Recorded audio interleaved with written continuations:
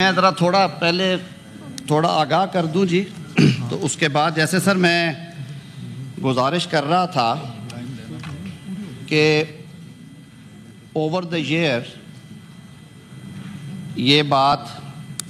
مختلف طبقات کے حوالے سے اور مختلف سیگمنٹ سے آ رہی تھی کہ جو ججز کی اپوائنٹمنٹ کی کمیٹی ہے اس کا قادر پہ ذرا دو آرڈر ان دا ہاؤس کہ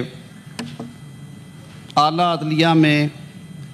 ججز کے تقرری کے طریقہ کار کو 18ویں آئینی ترمیم کے ذریعے تبدیل کیا گیا اور اس میں پارلیمان نے بڑی محنت کے بعد اور بہت زیادہ غور و خوض کے بعد ایک ایسا طریقہ کار انٹروڈیوس کروایا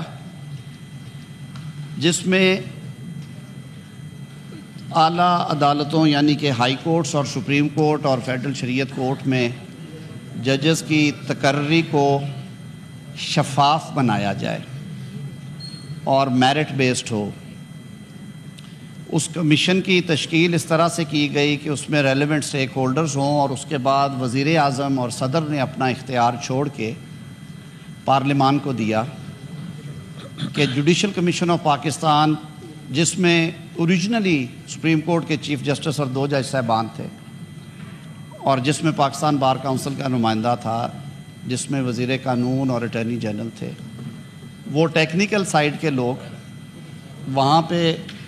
کمیشن میں بیٹھ کے کینڈیڈیٹس کے کریڈینشلز کو سامنے رکھ کے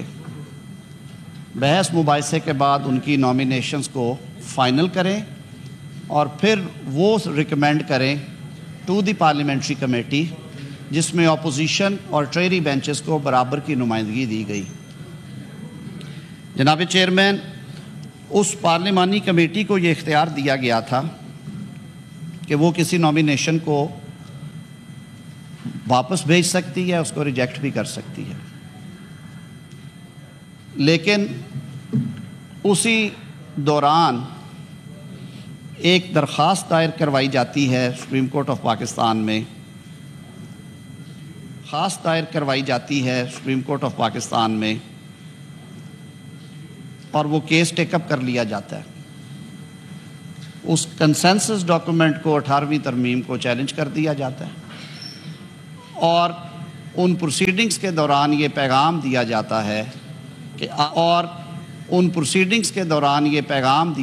ہے بریک ڈاؤن ہو جائیں گی. میں سمجھتا ہوں کہ پارلیمان کی بالادستی اور پارلیمان کی آزادی پہ یہ ایک طرح سے یہ کھلی عدم اعتماد بھی تھا، کھلا عدم اعتماد بھی تھا اور یہ کسی حملے سے کم نہیں تھا. ان موروثی حالات کو سامنے رکھتے ہوئے عجلت میں 19ویں ترمیم کی گئی اور اس 19ویں ترمیم میں اس کمپوزیشن کو چینج کر دیا گیا اور اس چینج کمپوزیشن میں جو کمیشن کا حجم تھا اس کا جھکاؤ ایک ادارے کی طرف یعنی کہ اعلیٰ عدالت کی طرف کر دیا گیا اور جو پارلیمانی کمیٹی ہے اس کے اختیارات میں بھی تبدیلی کر دی گئی. ہم نے 2010 سے آنورڈ ان 14 سالوں میں دیکھا کہ اپوائنٹمنٹ آف سپیریئر کورٹ ججز پہ پاکستان بھر کی بار باڈیز، ایون پارلیمان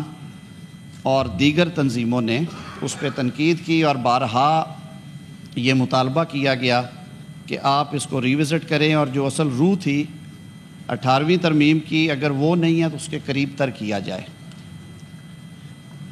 اس بابت پاکستان بار کونسل نے اپنی کئی ریزولوشنز میں بھی اس بات کا اعادہ کیا. سپریم کورٹ بار ایسوسی ایشن کی طرف سے بھی یہ کہا گیا، مطالبہ کیا گیا، حتیٰ کہ بعض جگہوں پہ یہاں تک کہا گیا کہ اس سسٹم سے زیادہ بہتر سسٹم ورک کر رہا تھا جب ججز کی تقرری صدر مملکت، وزیر اعظم اور چیف جسٹس کی ایڈوائس پہ یا ان کی کنسلٹیشن سے کرتے تھے. تو اس بیک گراؤنڈ کو سامنے رکھتے ہوئے تجویز کیا گیا کہ آئین کے آرٹیکل 175A میں مناسب ترامیم کی جائیں، اور یہ جو پچھلے 6 سے 8 ہفتوں میں مختلف انگیجمنٹس ہوئیں، اس کے بعد اس کمیشن کی جو شکل بنی ہے جو آج اس بل کی صورت میں آپ کے سامنے رکھی جائے گی، اس کے مطابق